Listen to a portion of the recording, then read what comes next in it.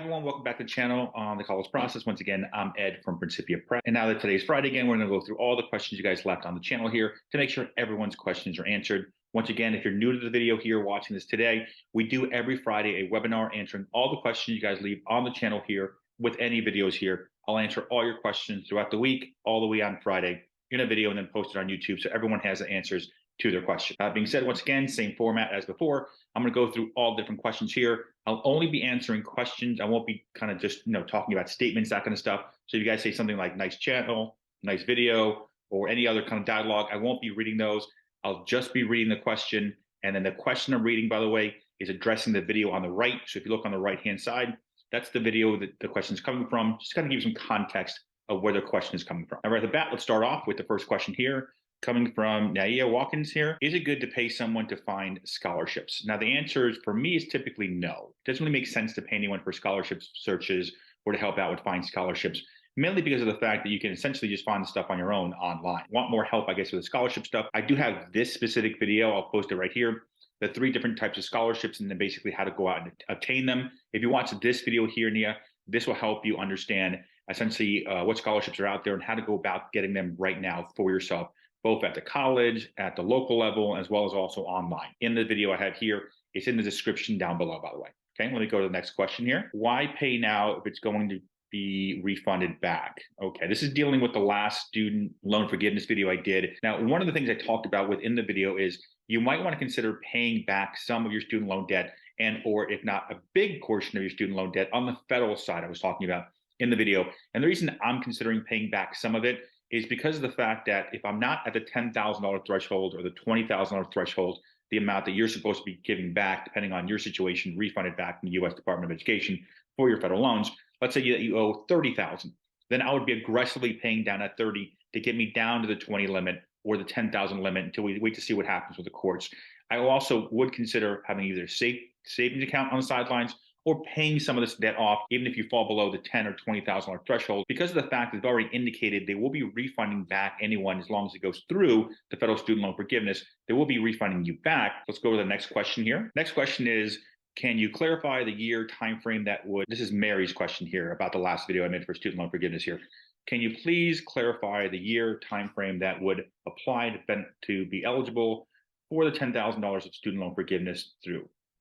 Okay, now the way it works is the student loan forgiveness is essentially any loans, any federal loans that the student had obtained and basically paid for the college by July 1st of 2022. So any loans from July 1st of 2022 and before, so basically the last semester technically would be the spring of 22 semester and going back. Any loans from that period going back, there is no deadline as far as going back. You can go back 10 years, 20 years, 30 years. They haven't given us indication that there's a specific cutoff. So any loans going back from July 1st of 2022, federal loans do get incorporated or are considered for the federal student loan forgiveness.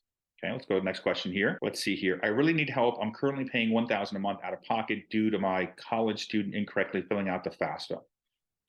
I'm not sure what your question is here. If you want to give me another question, I'll address it next week and be more detailed of what your question is. But if you're indicating I'm looking for additional financial assistance, if you're paying that through a payment plan, unfortunately, the only way of reducing the amount that you're paying, either to go to a cheaper college, unfortunately, or have the student move off campus as far as they commute to the school, because typically the housing cost is a pretty big expense for a lot of these colleges. At some schools, especially state schools, in some cases, if you're a state resident, the cost is actually the same amount as tuition cost, if not even more than tuition cost. So maybe moving off campus is consideration. If you want to give me more detail though here, I will answer your question in more detail next Friday. If you can give me some more detail about what it is, I guess, you're specifically looking for. Let me go to the next question here. Hiya, do you have any updates on Derive versus FTC case update?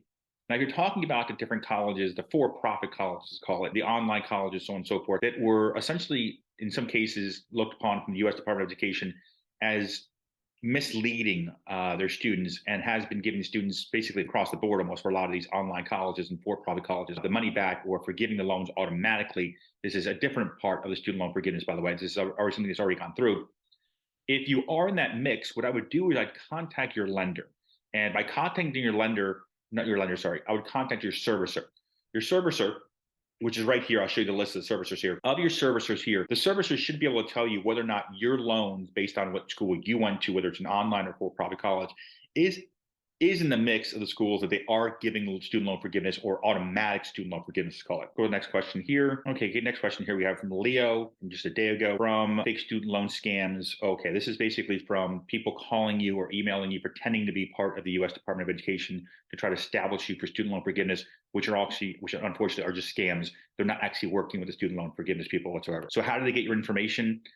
There's various sorts. There's actually companies that actually sell a list of specific, I would say, I guess, customer list, I guess the best way to put it, where they buy a certain list that either is students who are in college or students who went to college or students who graduated college. You can buy lists for everything, to be honest with you, for as far as telemarketers go. But once again, no one from the U.S. Department of Education is going to call you. They have sent out an email. If you already applied for student loan forgiveness already, they have sent you out an email. This email right here, I'll show you guys here. I even made a video on it. So right now, essentially, there's nothing to be done. So if anyone's contacting you, I would not call them back. Next question here is once again the same question I'd answered before, a couple questions down. For the for-profit colleges and the online colleges, once again, these colleges, they've already established federal student loan forgiveness started being given.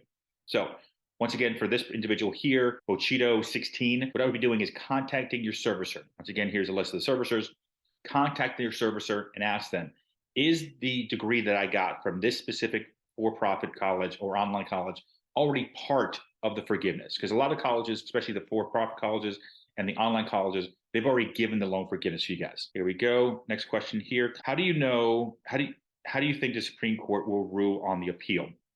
Now, many of you may or may already know it's already been pushed up to the Supreme Court. So they're going to review it, but it's going to take months and months and months. Of course, the courts always take months and months and months in many cases to do anything, to be honest with you. So it's not just this case as far as getting the student loan forgiveness back on track. I believe the reality is they're going to push it through. I really do. I mean, I've been making videos now for about 2 years on this.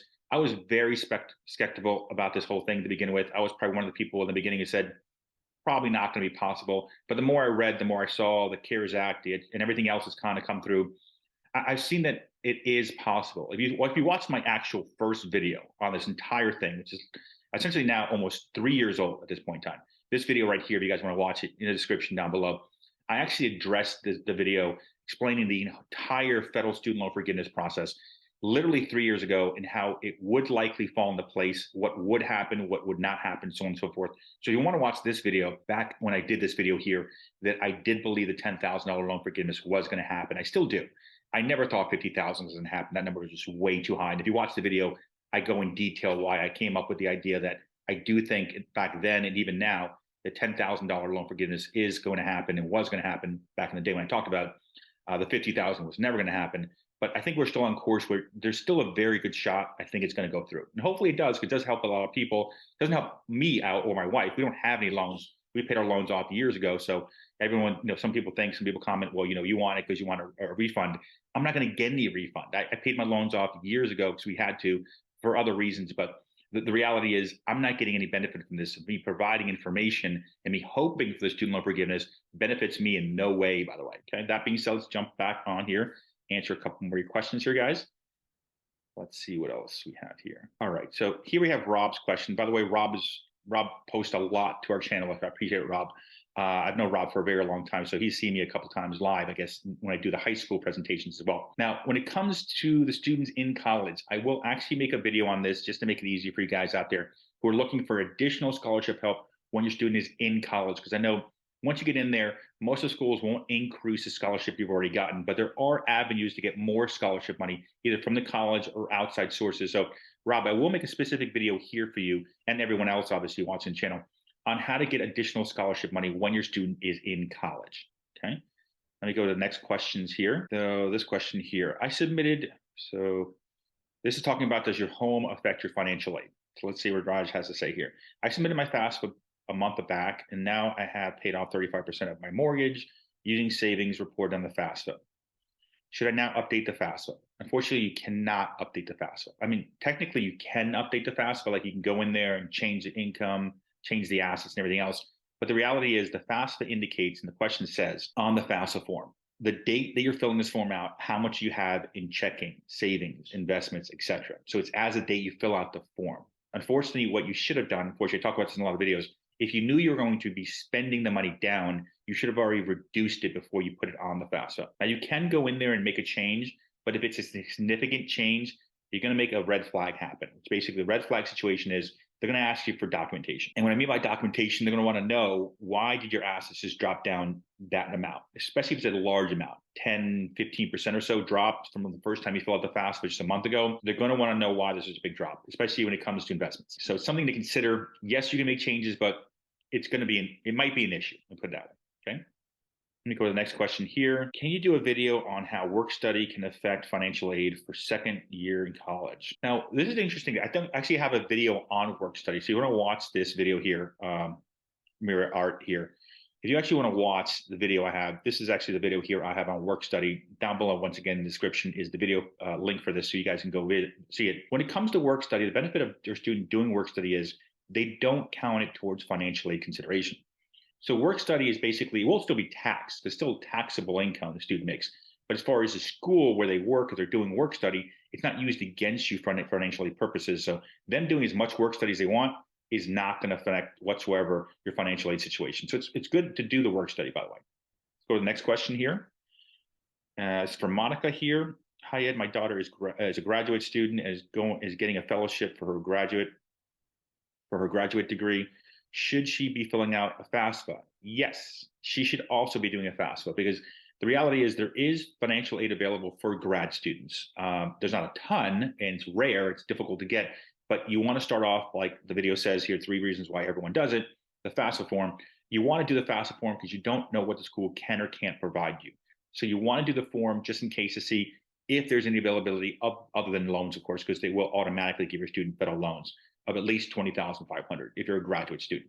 But you want to see if there's more than that, obviously, or any grant money or scholarship money. They might use it also for stipends or grad assistantships and stuff like that. So it's definitely something I would be doing, is filling out the FAFSA form.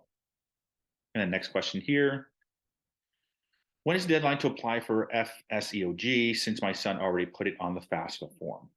Now, when it comes to SEOG, there's actually no specific deadline as far as when you have to fill out a form for it, or any specific form you have to fill out for it. And those are wondering, FSEOG is Federal Supplemental Education Opportunity Grants. These things are given if your student has a low expected family contribution and is also Pell eligible. Now, the school itself determines if you're going to get FSEOG. So once again, you just fill out the FAFSA form and you see if the school provides it to you. The school may provide it to you, they may not. It is a limited fund scenario here when it comes to these, for specifically the FSEOG, okay? And it looks like that's it. All right, guys, we got all the questions done this week. Once again, if you do enjoy this format, please leave us a like, as well as leave us some questions as well. Every week, by the way, I'm going to be answering all your questions. The more questions you guys put on here, the more questions I'll answer for you guys. And other than that, thank you for watching today's video.